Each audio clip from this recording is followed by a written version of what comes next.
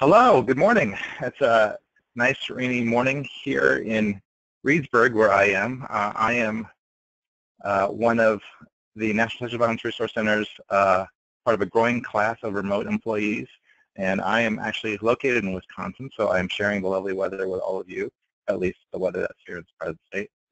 And let me advance my slide. And that's me. So I am that guy in the top left-hand corner. I just recently started working for the National Sexual Violence Resource Center. I've been there for about 4 months. I'm the online resources coordinator, and so I do a lot of social media stuff for them, for us, for the National Sexual Violence Resource Center, a lot of website design and social channel management. Before I worked for them, I worked for Verity, which is a rape crisis center in Sonoma County, California, for about a year doing communications for them. Before that, I worked for CALCASA, in the California Coalition Against Sexual Assault, for about 8 years, working on prevention and social media and technology and all sorts of great things that help us advance our using technology. So I'm really happy to be invited to talk about one of my favorite things, social media, and how to use social media effectively. And so when I mean using social media effectively, there are lots of components to using social media effectively, just like any other tool. And so the things I'm going to focus most on in this presentation are the things that I think rape crisis centers and sexual assault service providers can do within their agencies to help them grow their social media use and help them achieve the goals that they really want to achieve through social media. There are lots of other tips to using social media that kind of are non-specific to rape crisis centers and are more specific to nonprofits and just how anyone might use social media. I'll cover a little bit of those, but mostly I'm just going to focus on some organizational change issues, more just organizational concerns, and then we'll kind of address some tips at the end. And also, hopefully, you will also bring your own tips, because I know that as I'm about to talk about right now, that social media is about people and that you all use social media. And so thank you for responding to the registration questions. I see that most of you are social media users of one form or another. And so I've been talking about social media for quite a while. I've been talking about it long enough to where I feel like perhaps I've been talking about it too long, since social media has changed so much over the time that I've been in part of organizations that have been using it. And when I first started talking to rape crisis centers about social media, I first kind of had to convince them that it was a big deal. So this was like in 2008, 2009. Of course, you know, the internet was already a major facet of all of our lives. It was a major way that I accomplished work and that other people accomplished work. So the internet was kind of a big deal, but social media at the time, some agencies were still kind of struggling to figure out if it fit within their communication plans and their goals. And now I feel that that ship is kind of past. I feel like that it is pretty evident that social media is the way that Americans and most adults and people are choosing to communicate on a regular basis. And when I say social media, I used to have a slide kind of defining social media. But basically, social media has also changed in kind of in what it means to be engaged in social media. Really, all of our media is social at some extent, right? So when you write a letter to your friend, when you call someone, when you even when you write a book to a large number of people, you're engaging in some kind of social exchange. The distinguishing characteristic of social media is that the exchange goes back and forth in real time. But also, to be engaged in social media now really means just to be online, since so many of the things that we do online have social aspects to them, since online content producers have realized that social interaction is really what drives people to engage with their own content. So it is kind of a big deal. I'm going to show you just a few data points to kind of reinforce the idea that it's a big deal. And so this is kind of one of the bigger deal slides that I have. On average, over 75% of American adults, so 18 and up, use social media in some way. So that's a massive portion of our population. If you look at social media use by age group, see 18 to 20, I'm sorry, I have to move my control panel out of the way to see the slide. American adults 18 to 29, almost 90% of American adults use social networking sites. That goes a little bit lower the older you get, but even among 65 and up, the percentages are on this trajectory where things are steadily increasing. So,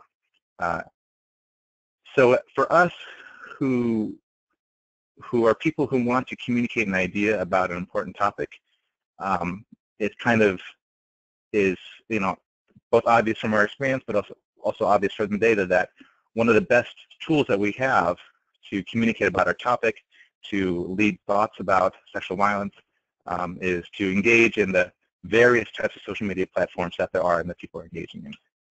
And so, slide. And so, for a while, there we go. Okay, so there was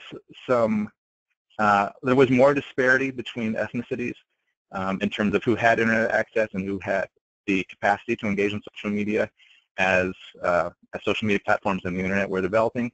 That disparity has kind of started to wash out. So pretty much there are still disparities along economic access and income and education. There's actually one of the biggest disparities among who uses social networking and who uses the internet is among educational level, which of course ties into a lot of other things.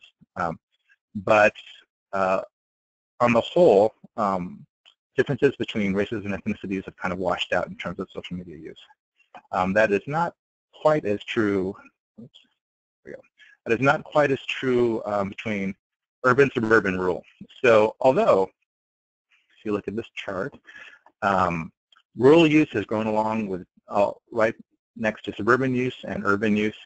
And so even though a slightly lower percentage of rural Americans use social media or use social networking sites, the trajectory is increasing, and it's increasing right, parallel to everyone else. So, and if we're looking at this chart, so over 50% of adult Americans in rural areas using social networking sites. If you can imagine, if there might be any other medium that's used by half of everyone, with the exception of possibly television, or I guess also possibly radio, it's hard to imagine a better or at least a cheaper way to communicate with anyone in the United States than to use social networking. And so what social networking sites are we talking about? So Facebook is obviously the dominant platform. Facebook as a platform has really become amorphous, which is what they want. It's become a lot of things. When you're using Facebook, you're not just on the Facebook website. You're on other sites that have Facebook plugins. You can log into lots of websites using your Facebook account. You can share things from most websites without even having to visit Facebook. You can share onto your Facebook profile from most websites. And so, and a lot of things that other social media platforms have done, like YouTube for video sharing, Amazon for the social aspects of shopping, all sorts of other platforms that have provided different social services, well, social services, not social services in the way that we think of, but provide different services to people. Facebook has started to expand those into those roles too. So you can do video sharing through Facebook, and you can do things that you can do in a lot of other places. It's not quite as easy to find a job on Facebook or to pin your favorite recipe picture on Facebook yet, but that is, those uses are also expanding. So Facebook, of course, is the dominant platform. Twitter, and I'll talk a little bit more about these different platforms later, but Twitter is kind of uniquely important, not because of the number of people who use it, but who those people are. So especially for us as people who want to engage in thoughts about sexual violence and who want to influence media, influence policymakers, influence really specific organizations, especially among adults. Twitter use is not very prevalent among teens and young adults, but among reporters, among politicians, among all sorts of people who influence and are part of the kind of things that the kind of conversations that we want to try to guide, Twitter is very important. So, especially among reporters who have this 24-hour news cycle and who just kind of want to pick up things right away. Instances of unsubstantiated stories or things being shared through Twitter and then getting distributed through the larger media is unfortunately very common. And so I think even the media itself is starting to, or for a while now has realized kind of an over-reliance on Twitter. But that over-reliance really benefits us as we're trying to lead conversations. And so these other icons, if you're not familiar with them, Instagram and Pinterest was very similar in terms of sharing photos and images, which is, for us a little bit harder to do. I've always kind of lamented the idea that it's hard to share graphics or to come up with good graphics, what we would think of as good graphics for sexual violence. The kinds of images that come to mind when we think of sexual violence, that we associate sexual violence with, well, they're not really things that we want to put on Pinterest, which is where prevention can really be fantastic for that, because we can generate a lot of positive images around prevention, but so these visual mediums that are becoming actually increasingly more popular, like Instagram and Pinterest, really aren't the best, aren't the easiest mediums for us, but they can be effective mediums. Lots of memes like the, gosh, I wish I had thought to use this example earlier, but there's a meme about, the top 10 prevention tips was like, like don't give someone a drink, or, don't, focusing on acts of perpetration instead of like kind of risk reduction techniques. That was a very visual meme. And if you don't know what a meme is, let me know in the chat, and I will explain it. And also something that I'm not sure if it was we emphasized earlier. Please use the chat. So there's on your screen, you should hopefully see a place where you can type in questions and a place where you can type in chats. Please use the chat. I am keeping an eye on it, and I am the kind of presenter who loves to be interrupted because I have a very stream of consciousness presentation style. And so if you want to insert a question into my stream of consciousness, I will be glad to accept it. So when you're using the chat, make sure that you select chat to all, to the entire audience, so everyone can see your question. And I will, I or Peter will kind of take note of that question, and I'll work it into the presentation. And so LinkedIn is really useful for the National Sexual Violence Resource Center because our primary audience is to engage professionals, so to engage you really in their work, in your work as professionals who either work or who are dedicated volunteer to the sexual violence movement. But when I worked at Verity, the Rape Crisis Center, and also, as I've done kind of technical assistance to other rape crisis centers, LinkedIn isn't necessarily useful on the ground, but if you're doing recruiting, if you want to recruit good volunteers, or if you want to recruit good staff, LinkedIn is a very useful social media site since it is becoming a more dominant over time, and they're really spending a lot of money to do that in the employment sphere. And so, so even if LinkedIn doesn't seem obvious to you in terms of as a way to do outreach or to kind of spread your message, it still has a lot of useful functions for the average rape crisis center or sexual assault service provider. Okay, and so, okay. So teens. So most of us try to talk to teens. So all these stats I've pulled from the Pew Research Center. If you're not familiar with the Pew Research Center, I definitely encourage you to check it out. They have an incredible amount um, of data and thinking and research on the way people use the internet and the way people use social media. They have a dedicated ongoing project that comes out with great reports every year. And I see Lori is asking about Snapchat. I'm going to actually am going to go into that in just a second. Snapchat is not necessarily my medium, so I don't have a lot of good tips for it since the agencies that I work for, and also I personally don't use it. But Snapchat is very important with teens, as this graphic shows. So Snapchat, if you're not familiar with it, is basically a chatting platform. You may be familiar with the concept that teens love to chat, and teens love to text, and people love to text. I love to text.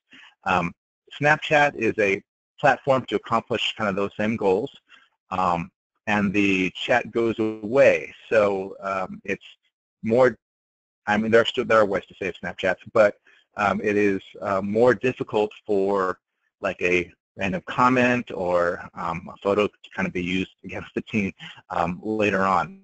And so, so that is part of its appeal to teens. It kind of has the immediacy of a conversation, but the privacy of using a device and the privacy of, for the most part, those conversations going away. And so, so if you're not familiar with Snapchat, one thing to know is that it's really important for teens. So teens 13 to 17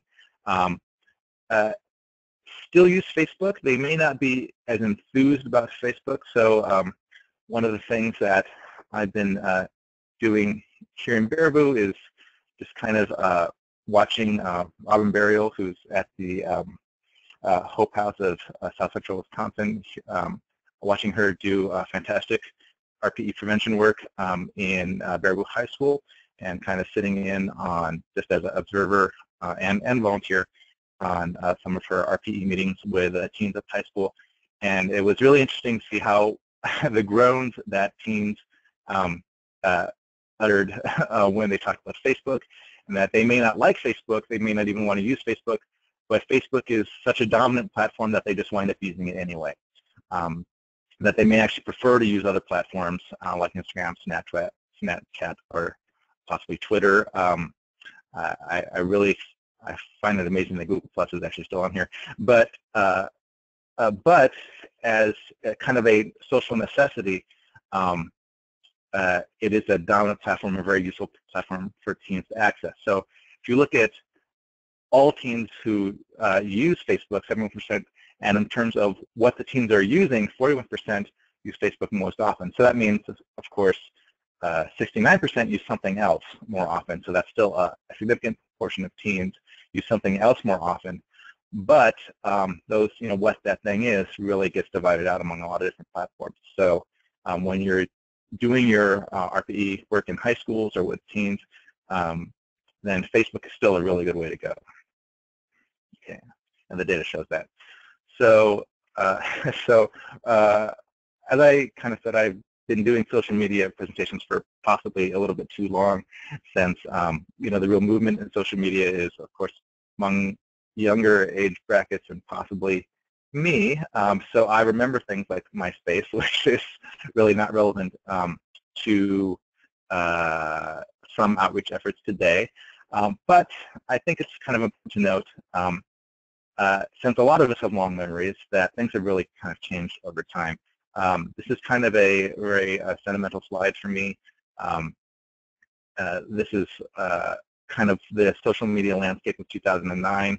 As you can see, there were things like Friendster and Windows Live, and MySpace was still kind of a big thing, and Hi-Fi, which actually I think still exists in some way. And a lot, the social media space was much more diverse in 2009. People really hadn't captured the kind of territory that they have now. Of course, that shifted fairly to look more like it does today by 2011, where Facebook and still Google, which was at the time investing a lot of money in Google Plus, had really moved towards the center, and other platforms had kind of been starting to push toward the edges, but also pushed into niches, which were very important, and that is still very important. So basically Facebook occupying the dominant space, but other platforms, finding uses and finding audiences in race-specific applications. And that is, of course, ever more so what it looks like now. So Facebook is the platform that ties into all sorts of things. And then there's lots of other places to be in. And so we're going to talk a little bit about that, about all these other places to be in. If you're not familiar with Reddit, Reddit is a very difficult, it's a very interesting platform to engage in. A somewhat difficult platform to use because it's basically like you take the comment section of every video or every other platform, that has like these free-flowing, sometimes insulting conversations going in them, and that's basically Reddit. So Reddit is basically an open chat room where people can chat about all sorts of things. And the NSDRC has actually been really interested lately in kind of mining some of those conversations for interest and to kind of see where some people are at. Reddit is definitely not something that everybody uses, so when you're looking at Reddit, you're not looking at what everybody thinks, but it is an expanding platform, and actually among social media platforms has one of the highest growths as a conversation space. So it's a very interesting space. The nice thing about Reddit is it does not form social bubbles like Facebook does. So basically, in Facebook, you see what you want to see, and they're very good, very, very good at feeding you what you want to see, like a lot of other media.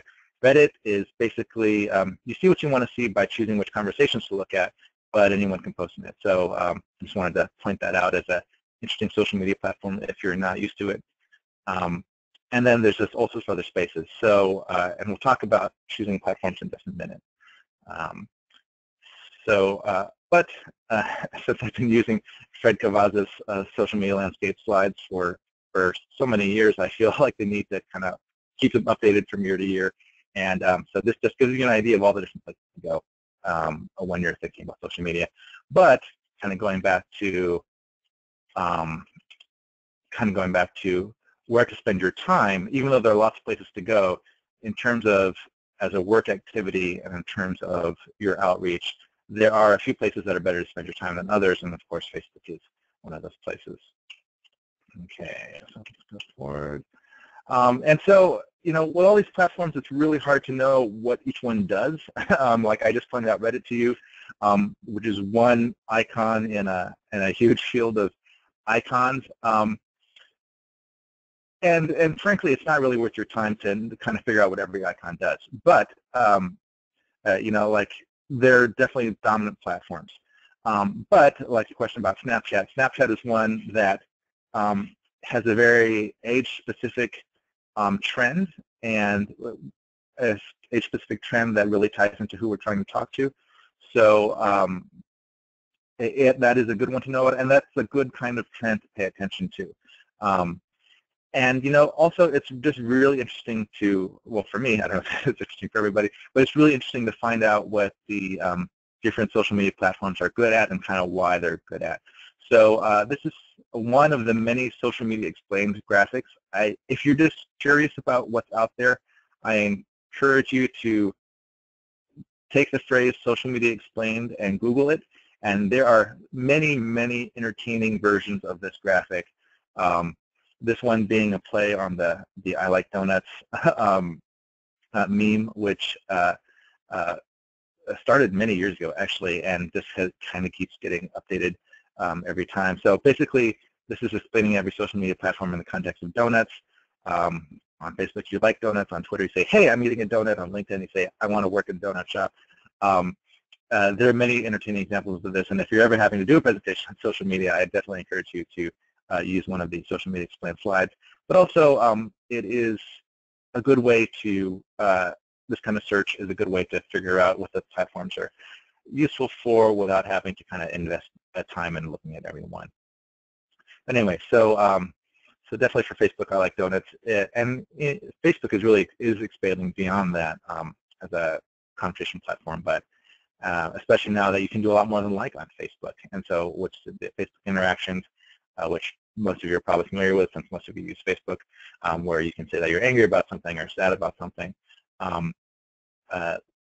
that is really expanded a really interesting social dimension of Facebook. It's been really interesting to me to see for politically controversial posts, when people are happy about something or sad about something, and gives people a new way to express their opinions about what they're seeing on Facebook. So I think that's really interesting. And I think it's interesting for us as a movement too, since we don't just want to put something in front of people's faces necessarily. We want to know how they're reacting to it. So that's helpful for us to frame our messages. So this is social media explained. And now I will get into a little bit less presentee of a mode and start talking about social media and you. And so I have a poll. I'm sorry I've gone so long without having you touch your keyboard. That was I actually thought that would go a lot faster. But I do have questions for you. Now, you did answer this question in your registration, but I was hoping that we could do it again here with the people who actually are participating and talk about that. So what social media platforms do you use most for yourself? Just click on one of those. If so if there's something else that you use more, please type that in the chat and make sure to send that to the entire audience. And I can see, as expected, we're at 86% right now on Facebook, 5% for Twitter, Instagram. There's some for other. Oh wow, this is really cool. I've actually, I'm not as familiar with GoToMeeting as a presenter in what other platforms for agencies that I've worked for have used, but this is, look at it, this is pretty cool. So, yeah, I will give it another second. Okay, so I'll close the poll and share the results. Share results. So, just like the graph, Facebook is the dominant platform. I find that Instagram is the next most popular platform. Just a word about Instagram, and I didn't put in a slide about the gendered aspects of social media use, but there's a lot of interesting research and data about the gendered aspects of social media use. I know my assumption is that most of the attendees here are people who identify or might identify as women, or at least have a feminine gender expression. And so among kind of what researchers call women and females, visual platforms like Instagram and Pinterest are much more popular than gaming platforms, for example, which are much more popular among men. And so, or people who identify as men. And so, if you are trying to reach teen girls and not just teens, Facebook is still a good platform for you to use, but visual platforms like Instagram and Pinterest and whatever other visual platform might become dominant in the next year are also good places to look to. And so, as well as kind of chat spaces like Snapchat and things like that. So thank you for participating in that poll. Oh, and we have a question about Tumblr. And the question is Tumblr. Tumblr, I'm not sure. Oh, let me close this poll. Okay, hide results. Okay. So if you're not, I think the question is, what is Tumblr? I'm going to assume that's what the question is. Tumblr is basically a blogging platform, but has social aspects to it. It's like Quora or, oh, there's another one I'm thinking of. I can see the icon, but I can't remember the name of it. There are a few social platforms that are basically places to write. If you're a fan of long-form communication, you want to write a long article, but still have a space to kind of share it socially. Tumblr does that. So actually, the NSBRC has a Tumblr account, which I'll show you towards the end, where we call it the feel-good Tumblr, where we basically just do survivor-positive messaging. That's all we do. It's not prevention. It's not a prevention platform. It's not. It's basically a place where survivors who are just looking to feel good can go and find cute puppies and good tips for survivorship and kind of advice for dealing with happy-centered advice, to be sure, for dealing with triggering and things like that. And so So if the question is what is Tumblr, then that's what it is. If you use Tumblr and you find like you've had a really good use of it, please tell us about that in the chat box. And whenever you have a moment, and I'd love to hear your story about really successful use of Tumblr.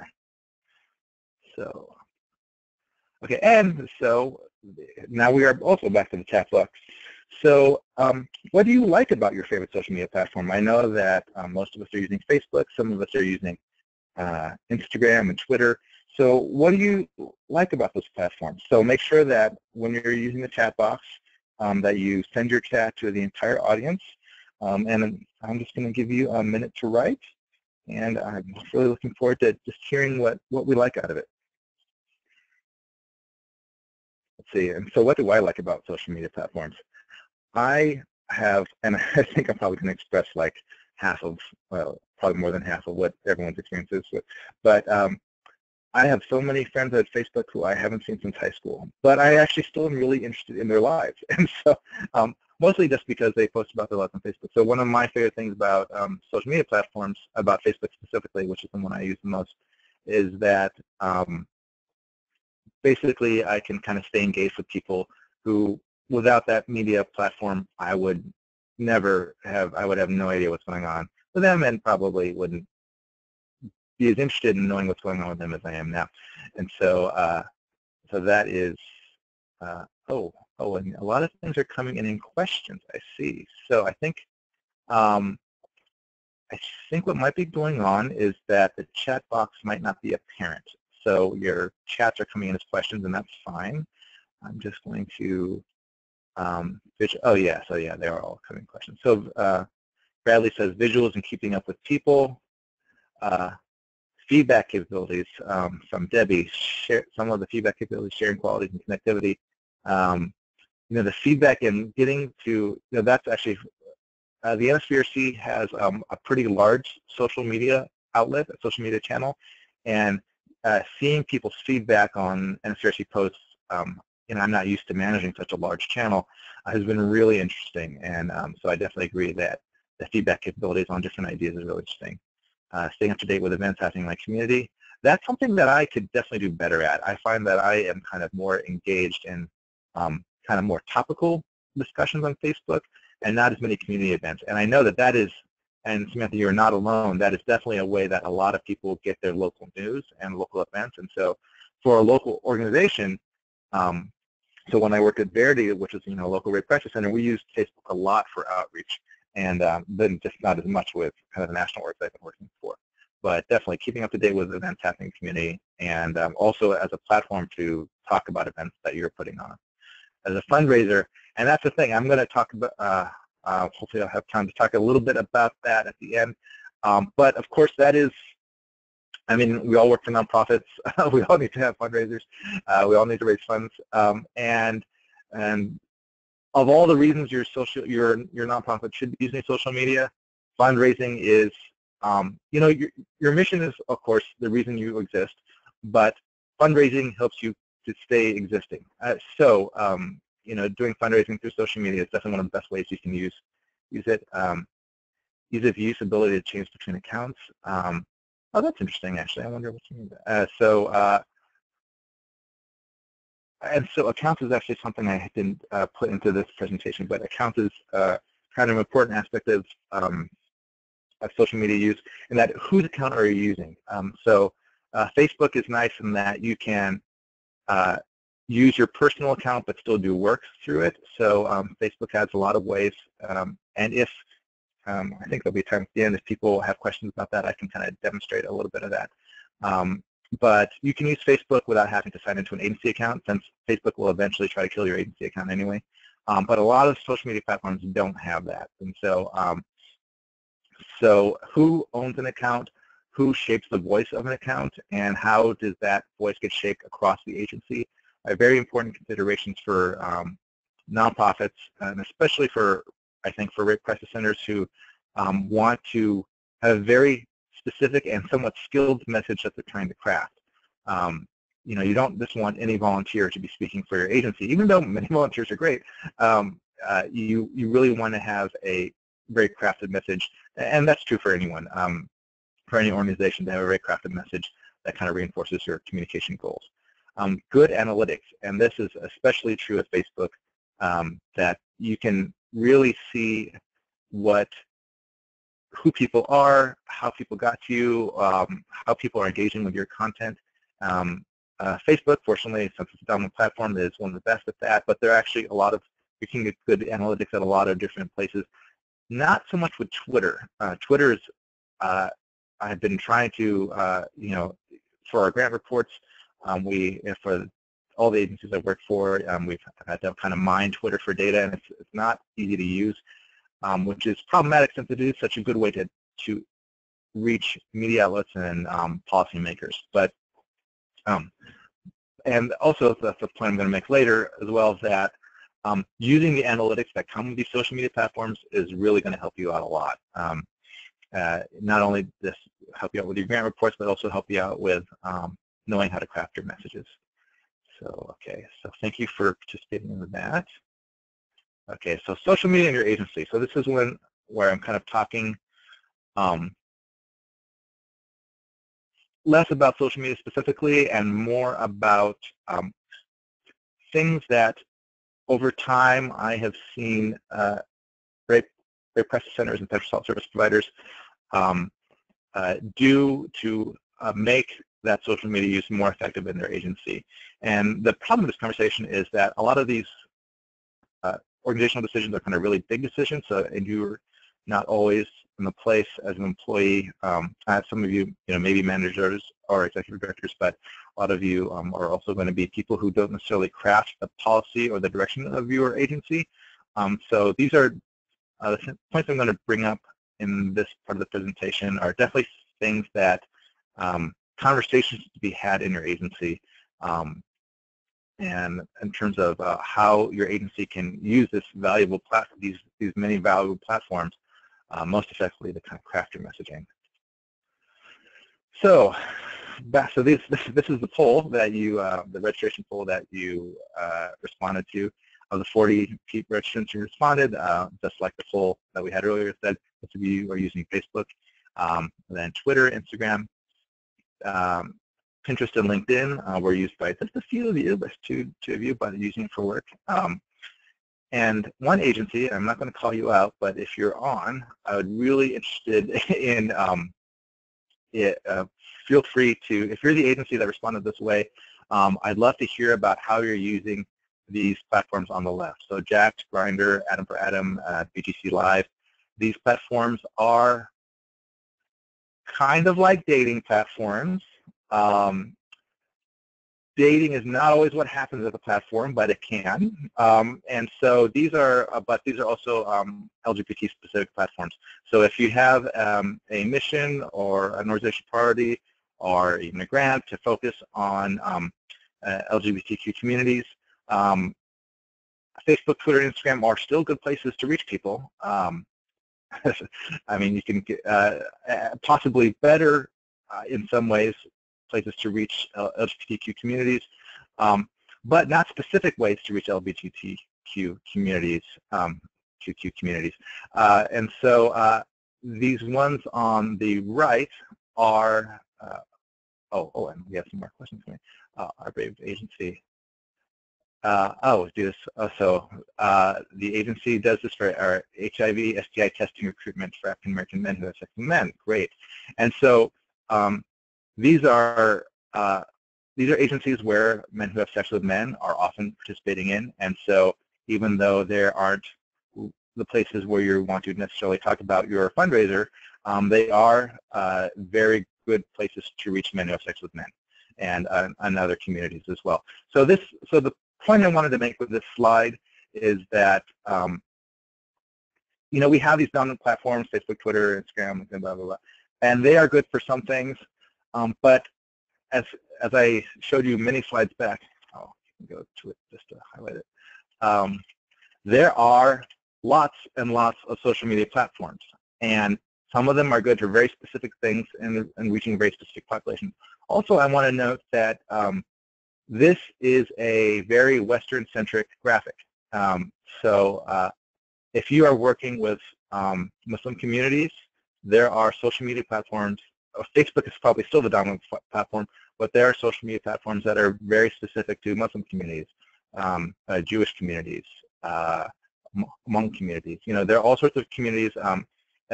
So if you're working with Chinese diaspora, there are, especially Chinese diaspora, actually, because they use character sets that that a lot of people don't use in these other places. There are very specific platforms to reach that are much more prevalent among Chinese and Chinese immigrants, among Russians, among and Eastern European populations. And so when you have a specific population you're trying to reach, it's really, really helpful to talk to those people about what they use, because there's a lot out there, and different groups will often kind of congregate around a space that isn't used a lot by other groups. And so, so that's kind of the point I wanted to make here, and that this agency is doing a great job of reaching a very specific population that they want to reach by engaging in the social media that they're trying to engage in, although I imagine that that when you engage people who are using Grindr, you're often talking to them about things they don't expect, and that's great. So I'm glad that you're expanding the experience of Grindr. Okay, so let's see. So things for your agency to think about. There's a lot of things for your agency to think about. I'm just going to cover a few, and then go into some other tips, and then go into a little bit about SAM. And so, but oops, oh man. So, and this is, I mean, this actually isn't specific to social media. This is this point applies to all sorts of things about communication and strategy. But to define social media's role in your communication strategy, what that is to have a conversation about social media, like a thoughtful conversation about social media. And you know, we all have very thoughtful conversations, and there's a lot that goes into strategy, and there's a lot of time that goes into it that people don't have often. But social media being such an important platform, and being such a useful way to reach the communities that we want to reach, it's really helpful to have a thoughtful conversation about what social media is doing for you in communications and what you want out of it. So if you're not familiar with Beth Cantor, Beth Cantor is a nonprofit consultant who focuses on social media. Is a very nice lady, and she has a great blog. So Beth's blog, if you're not familiar with it, and if you're interested in social media and just kind of the social media landscape, her blog is a great one to follow, especially for as a nonprofit. You know, there is a kind of a niche of nonprofit technology and nonprofit social media use in the online universe, and so Beth's blog is kind of at the part of the center of that niche. And so, so social media. So she says, Beth says, social media shouldn't be out there alone. It should be integrated and aligned with your strategies and goals and target audiences. Which is to say that, you know, you have goals and strategy. Part of what she's saying is to have goals and strategies and target audiences, and another part of it is to figure out how Facebook fits into that. What do you want Facebook to do to help you reach your target audiences and your strategies? And as nonprofits, since we're really interested in donors, how can you use Facebook to reinforce donor engagement, donor retention, which can look like a lot of things that you may not expect. That can look like private groups. It can look like really getting a hold of your donors and your supporters' social media use, and trying to craft your use to them versus trying to draw them into your own social media platforms, or into engaging social media on your terms. And how are you going to use social media to engage people and get their attention? These are all very complex questions. Each one of them can be actually an entire web conference. But what happens sometimes at agencies is that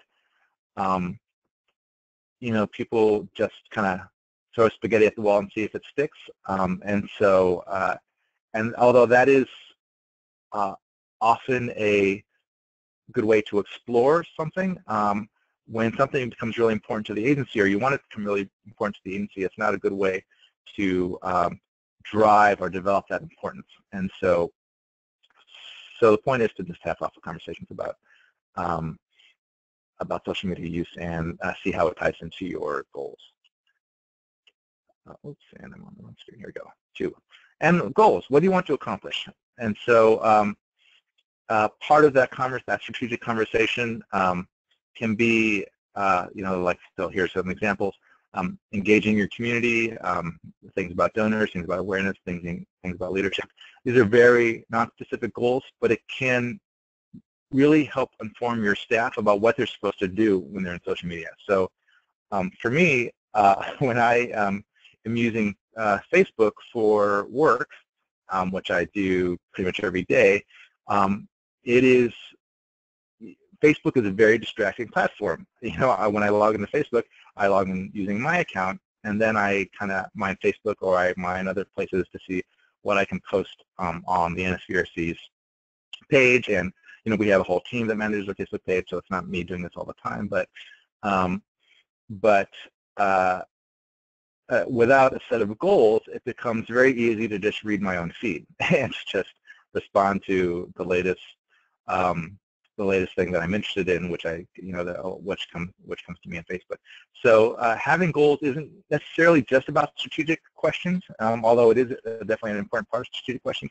Having goals is a part of workflow management because it's really helpful for your employees who are engaging in these inherently social platforms, which they, being inherently social people,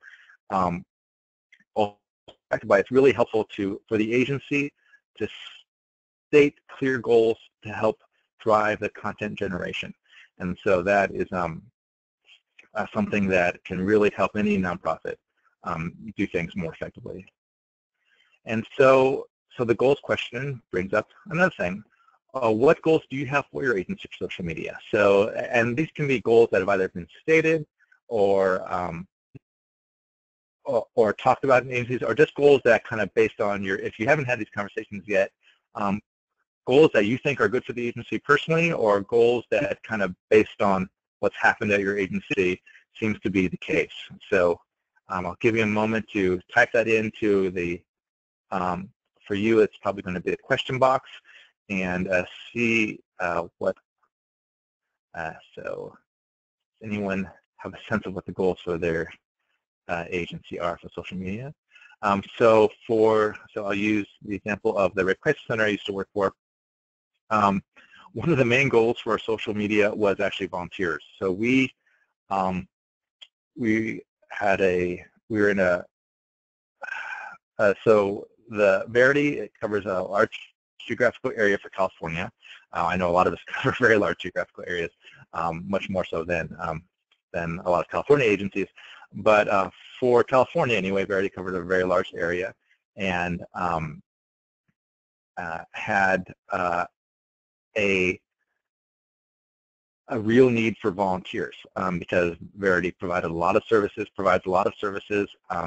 and really was short-staffed frequently, and that staffing on the volunteer side, and that staffing was made up for by staff, of course, and so a lot of staff were doing a lot of stuff all the time that volunteers couldn't be doing. And so one of the main goals for Verity was to use social media to try to get more volunteers. Primary goal, even more important than fundraising, because our work shortage was so significant that it would be great to get more money, but if we don't have more people to do stuff, then we don't even need more money because we need more people to do stuff. And so that was kind of one of the primary goals for social media for Verity, along with fundraising and other things. The NSVRC, of course, has different social media goals since we're not direct service providers. Mostly, we're just trying to we try to move the general conversation around sexual violence. That's definitely a goal, but more so than that, we're trying to reach people who are doing the work. So that's kind of the overriding goal, and provide them with information, technical assistance, and other things that that will be helpful to advance the entire movement as a whole. So looking at the question responses, raising awareness in our community, which is of course a goal that we all have. Awareness in the community, and it being surprising that how many people don't know about the agency. And so that is actually a place where I think Facebook kind of falls a little short. Where for general awareness, if you are trying to reach people in your community who don't know about you, if they know about you already, then they're going to connect with you on Facebook. But Facebook makes bubbles. Facebook makes bubbles of people who like a certain thing or know certain people. And so Facebook is not a great way to reach people you're not already connected with. Facebook is a great way to reach people you are connected to already, people who like your content or page, or or who are friends with people who already like you. So so it's easy. So Facebook is great for organic growth, but not for new growth. So when you're trying to reach people in your community who don't know about you or don't have any idea that there is a rape crisis center or domestic violence agency in your area, then your investment kind of needs to go more towards more traditional media, like a flyer or cabling, or or asking people, doing an ask to the people who do follow your page or who you are connected to on social media, to invite people to your page, or to asking specifically for people to share something about your agency, versus just hoping that they will share. Just like we know from fundraising, you can passively collect funds, and that's great, but an ask will always get you more money. And that is true for social media as well. Asking people to do something on social media specifically versus hoping that they'll do something, especially when you're trying to reach people who aren't connected to you, it can be much more effective. So other responses to the question are fundraising, offering our services like support groups, and services is something that, which is a very complicated question, which I won't go into in great detail in this webinar. But so the NSVRC gets a lot of people who just want to talk about their experience with being sexually violated, and so and then we try to find an appropriate referral for them, because we, of course, aren't service providers ourselves. But a conversation, and I'll talk about this a little bit around policy, a conversation that your organization wants to have is, what do you do with a person who doesn't come through the door but comes to you on Facebook and says that they need services or they want to report? Facebook is not a confidential platform necessarily. You are confidential, but Facebook is not necessarily confidential. But that doesn't mean that you don't want to use Facebook, because that's how you reach people. So there's somewhat complicated policies and directives that any service providing agency needs to establish. In that, okay, so when someone discloses via Facebook, how do you handle that disclosure? How do you, to the extent that you're able to, keep that disclosure confidential? I mean, when I said Facebook isn't confidential, I mean that people can subpoena things on Facebook, and Facebook isn't going to say we have a right to confidentiality, but people can't necessarily subpoena your interaction with them. So these are important conversations to have, and there aren't reasons to not use the platforms, because if you don't use the platforms, you're going to miss the benefit of communication that comes from the platforms. But it is important to think about how you're going to, and have a policy that people talk about how you're going to handle complicated situations. Oh, great, someone has a numbered amount of goals. Promoting events, let supporters, public support their cause, and change the hearts and minds on a particular topic. These are all fantastic goals and purposes for using social media. Increasing fundraising, thanking supporters, events. We also use photos a lot to share great things community members have done, donations, and so that's another point that kind of will come at the end, is that these are very visual platforms, which is a sad thing if you're visually impaired, actually. So that's one of the sad things about these social media platforms is they sometimes create bubbles of isolation for people who have various types of differences or impairments. And so, but the technology is very visual. So using photos, I mean, it's nowhere is it more true than on social media, where a picture is worth 1,000 words, or 1,000 likes, or 1,000 impressions. Pictures are extremely important on Facebook, which is a problem for us, because we're not in animal welfare, we can't just put up a picture of a cute dog or a cute cat and help make our message that way. But when we do have positive images to use, things that our community members have done for us, we got to remember to use them, because they will really benefit us on these platforms. Get volunteers and many other things. um, including social media links in our media releases is also a very important thing to remember. Okay, great. So, and I've kind of touched on this in a bunch of different ways. Actually, I've kind of already covered the slide. But who do you want to reach? The platforms do. So this point isn't necessarily about like using this platform for this thing or that, but what point am I trying to make? So some platforms are better for some things than others.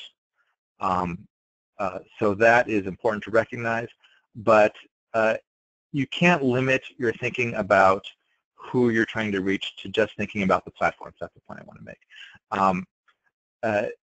Having a defined audience is just such an important, essential part of communication that along with all the other things to think about with social media use, just like with any other communication strategy, defining who it is you want to reach and figuring out what are the best platforms for them.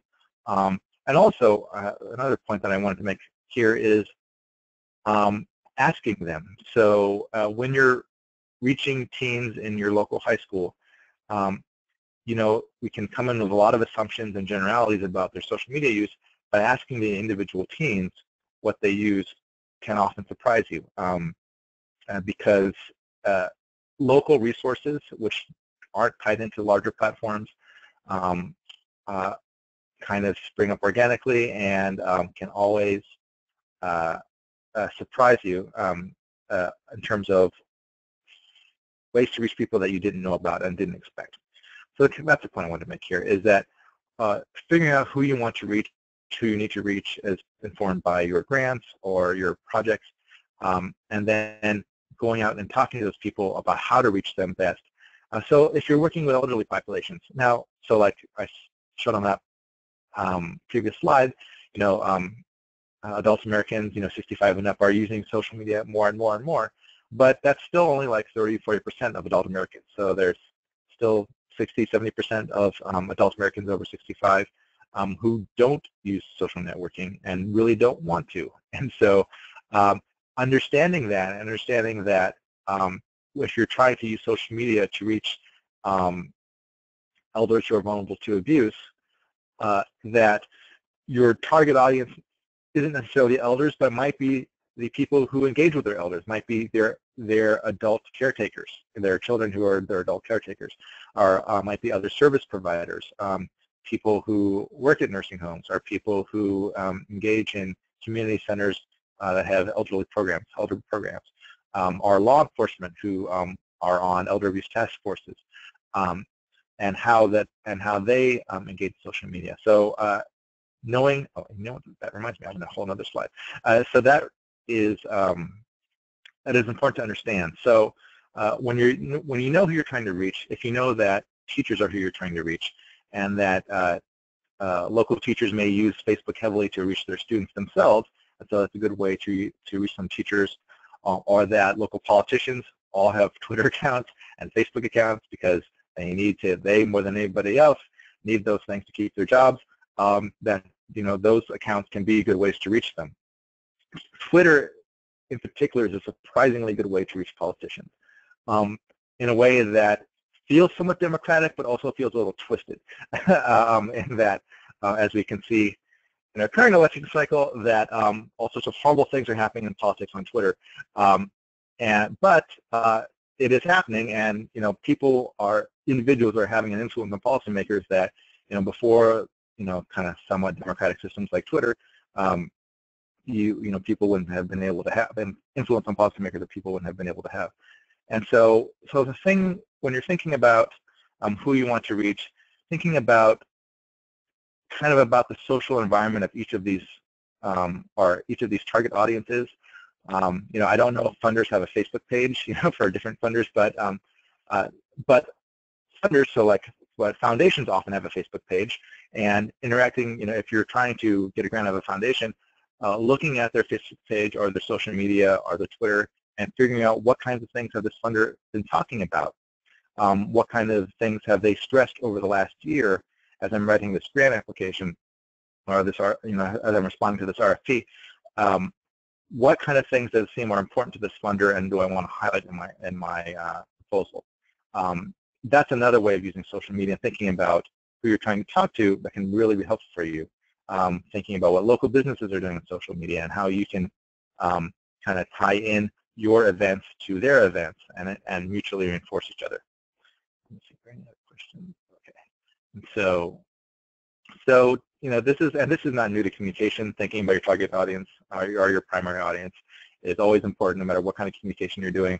But since social media is such an inexpensive platform, and it is something that we can use as much as we want, pretty much, we get a lot more, I think, out of our thought investment in thinking about these target audiences here than we do anywhere else. Make it someone's job, and so this is another thing. Let's see, did I do a slide on this? I did. So I think more so in the past than now. So in the past, in the not so distant past, like 7 or 8 years ago when I started doing talking about social media to nonprofits and to rape crisis centers, a lot of people knew that social media was important. They could tell from their own lives, from the people they're trying to reach, but it really wasn't part of their job. And so this, I think, was more relevant in the past than it is now, and that like in 2009, very few people were told to go on MySpace and talk to kids on MySpace. But they did anyway because they saw that that's where kids were. Kids at the time were kind of no one's there now, but that the kids at the time were there, and that was a good place to talk to them. I was very pleased to see that out of 43 respondents to this question, 20 of them was a defined part of the work plan in some way. But also, for 19%, for 19 out of 43, this was not a defined part of the work plan, but nevertheless probably still important to them, since they were not only interested in the web conference, but they were also, since it's such an important communication platform, I can't imagine that it's not important to them. So, and then 4 people weren't sure if it was part of their work plan, or it was kind of in some tangential way part of the work plan, but not something defined. So the point I'm trying to make here is that social media is an important way to communicate with people. It's a cost-effective way to communicate with people. Communication is part of all of our jobs, so it really helps, just like goals help an employee. Having something be a defined part of someone's work, and being a defined part of someone's work means it's a defined part of someone's time, that you can manage the goals for their work plan and review with them how well they have been doing achieving those goals, or ways that you could reinforce them and help them achieve those goals better. When it's part of a work plan, all those conversations happen. Where if it's just something that happens because you need to communicate, and that social media is how you communicate, so maybe communication is in your work plan, but social media goals aren't in your work plan, that's a less effective way for nonprofits to manage the way that their employees engage via social media. And so, so the point here is if you're one of these 19 to 23 folks who don't have social media use or communication as part of your work plan, or you're not really sure if it's part of your work plan, that would be a great conversation to have in your agency and with your management about if we were to incorporate social media into your work plan, what would that look like? If this were to be a defined part of your job, how much of your job should it be? What would the agency want you to do? What direction can the agency give you to help make these things happen? So, so that is something I think would be really helpful. Let's see, and also to make it everyone's job. So this is another thing. I don't think I put the responses on this presentation, but the people who use social media, or the people who get to use social media, are often kind of siloed, and that's not effective because everyone's job is to communicate, right? So it's hard to imagine a person who does not have communication in some way, whether it's with survivors, whether it's with volunteers, whether it's with other staff, where communication is not somehow important to that person's job. And so, since all of us have to communicate in some way, all of us have an opportunity in some way to take advantage of social media. If it's just other employees that it's your job to communicate with, you know, as we saw from earlier slides, almost all of us use some form of social media, usually Facebook. So now, and this kind of gets also into the tricky part of crossing over into personal lives, which is definitely another conversation you want to have in your policies and in your organization about when social media is something that's personal, but also something that's work. How do you create that separation? It's very important to have an understanding of that and what people are comfortable with. For me, since the tools that I use primarily, since Facebook is the platform I use the most, there are relatively easy ways to create separations between work and personal in Facebook and also in other platforms. I'm very comfortable with kind of having those worlds merge in some ways, but not everyone is. And so knowing what employees are comfortable with and not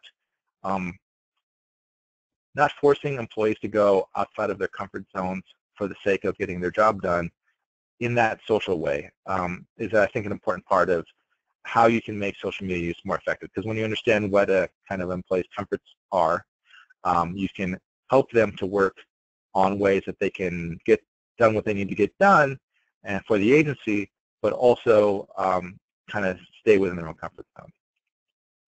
And so policy. So policy is another, and we're kind of getting long in time. So policy is another important thing. Having a policy is another important thing. And so I'm actually going to step away from my slides here.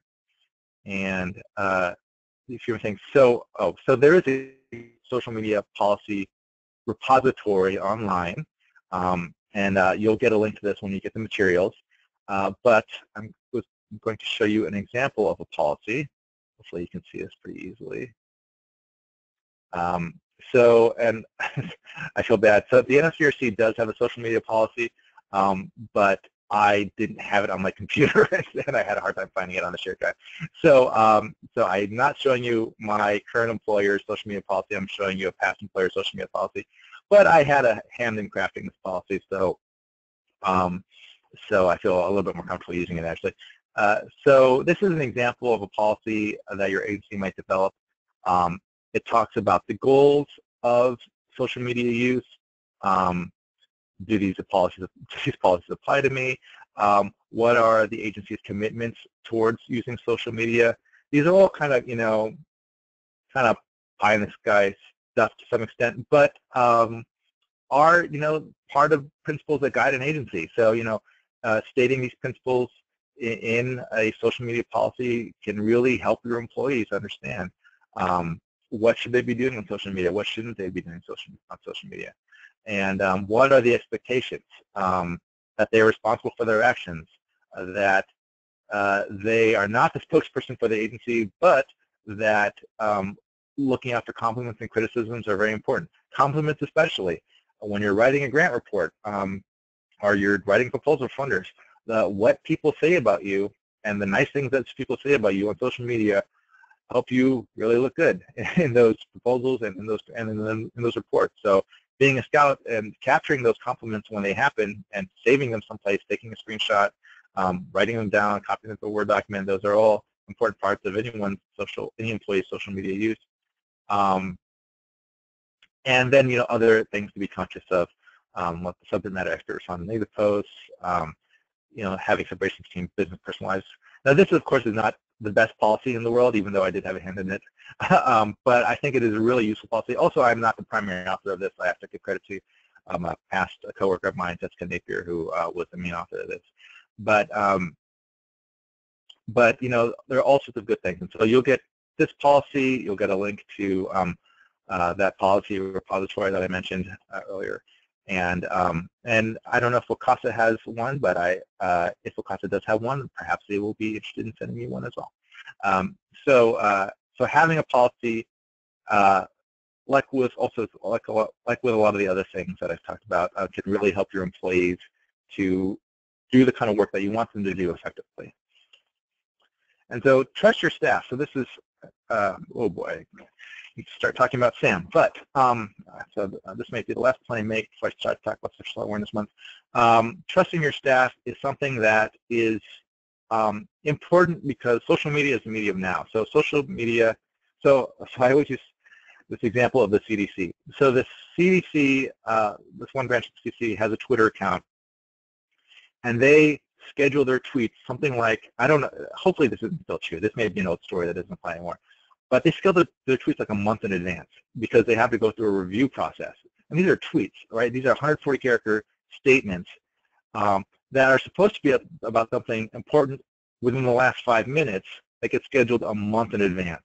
And so that is really not how Twitter's supposed to be using.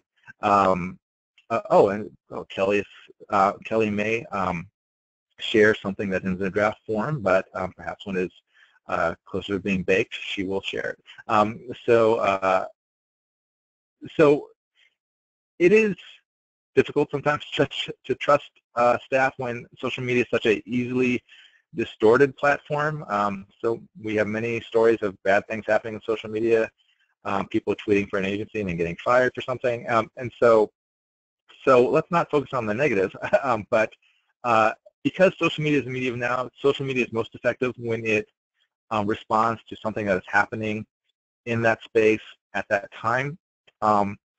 It is really useful and really helpful to give staff appropriate guidance, have appropriate monitoring for staff, let them know that they're accountable for things that happen on social media, but also to trust staff to use the platform if it's their job to use the platform.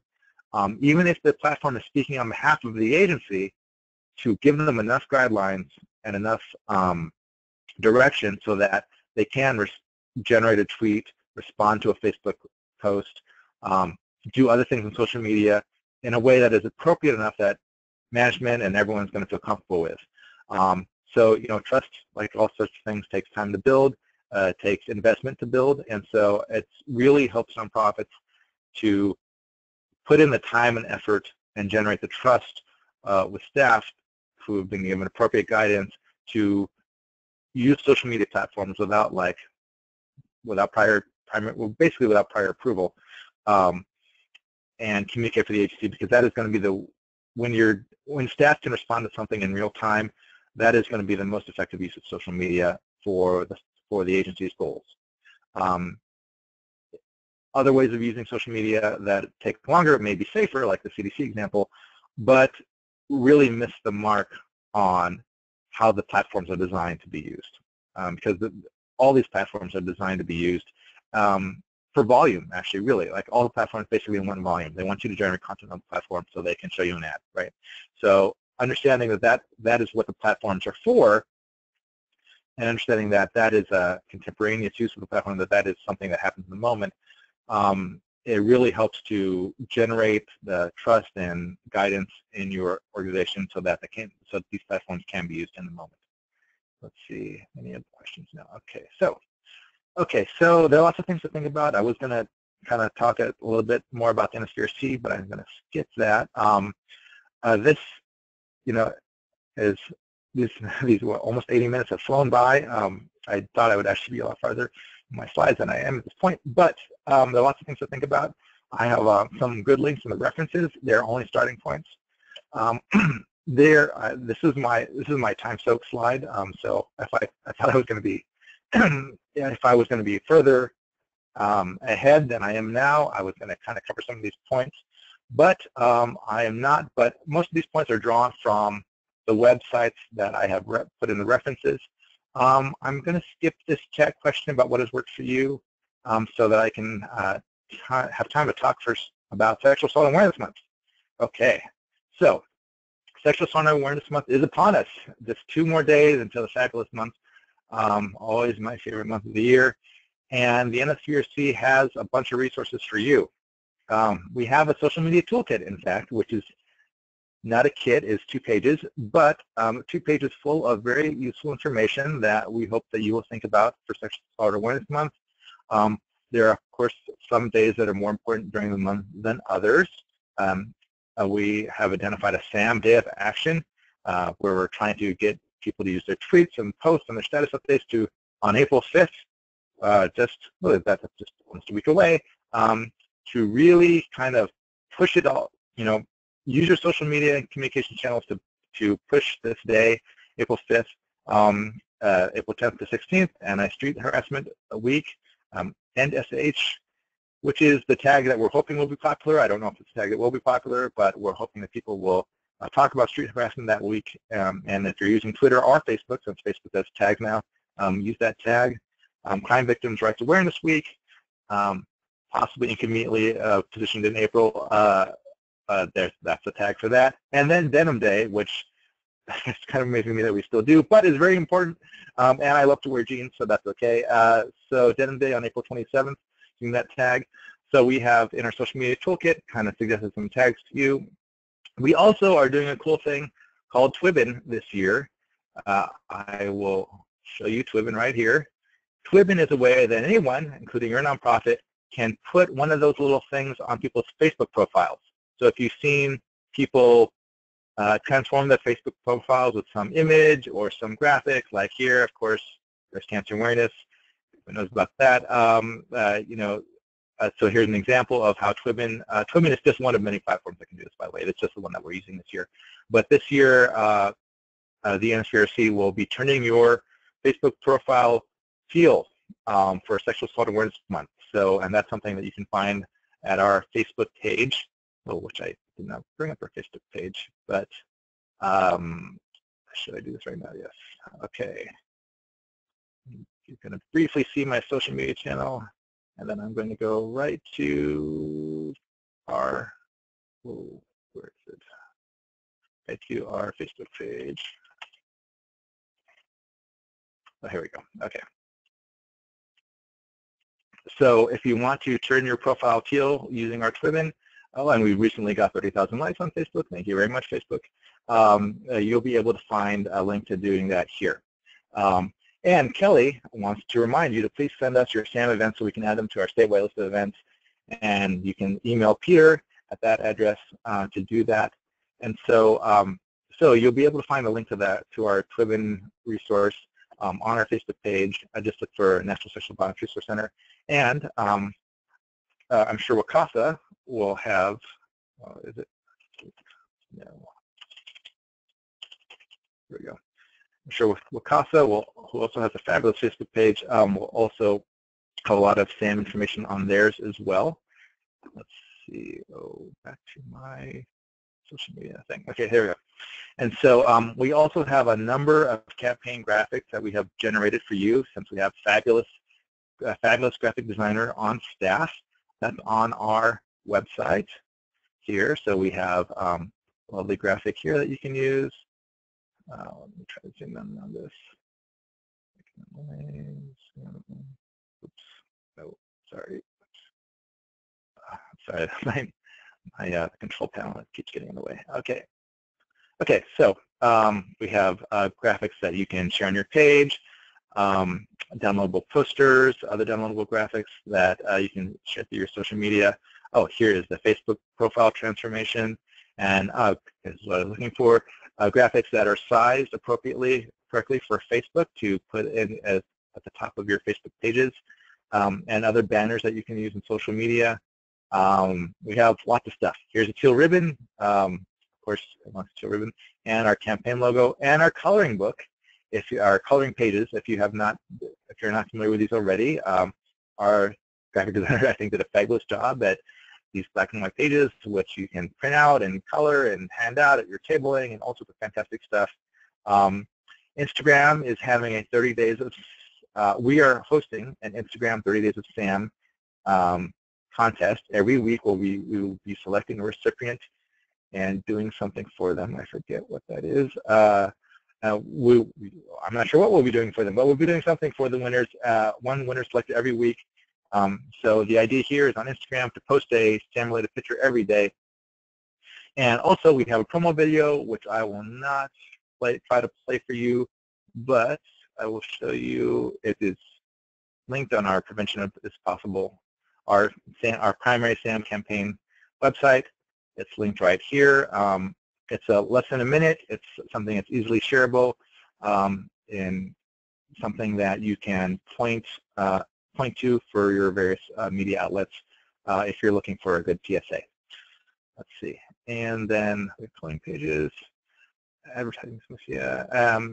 So the theme this year is prevention is possible. There are lots of, we have some sample tweets that you can use if you don't want to spend a lot of brain power into developing a great tweet. We have spent that brain power for you. So here's some good sample tweets and other conversation starters, other ways to start a conversation.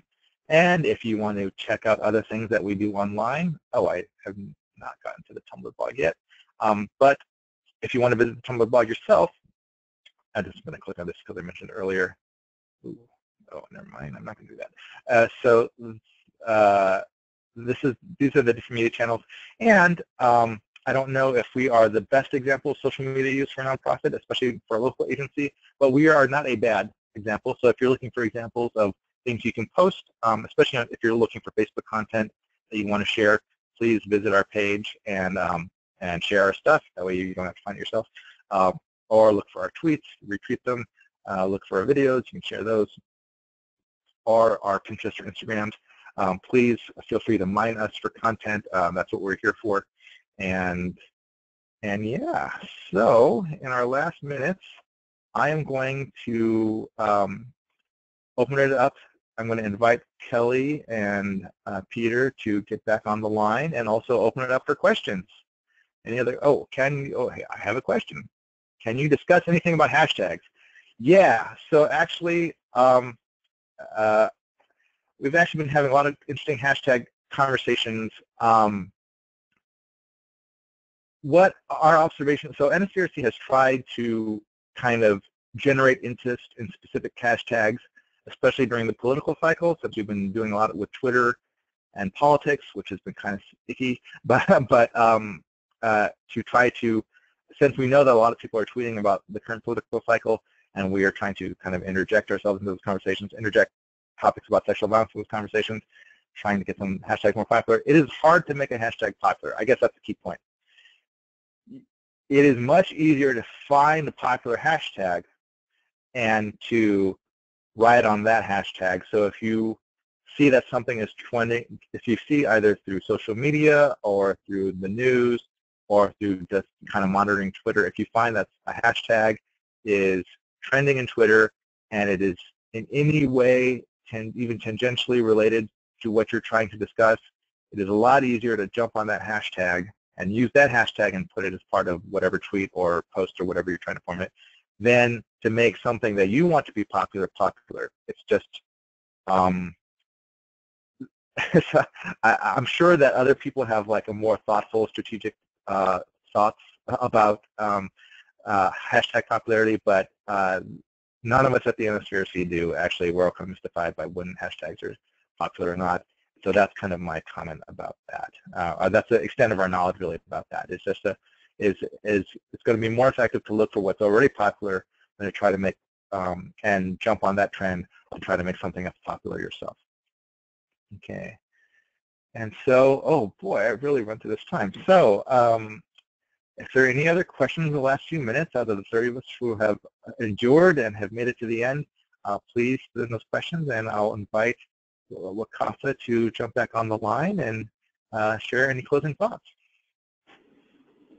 Great, thanks, Chad. That was really, really helpful. We were all having a lot of nods and looking things up as we were going along through the webinar with you. So we really appreciate your time and sharing all of your work, as well as what's going on at the national level for Sexual Assault Awareness Month. As you mentioned, please send us your Sexual Assault Awareness Month activities so we can get them on the statewide master calendar. You can send those to Peter at peterf@wakasa.org.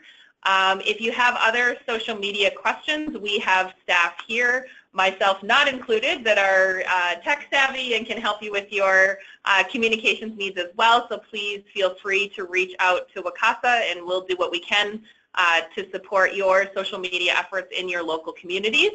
And I don't see any other outstanding questions, I don't think.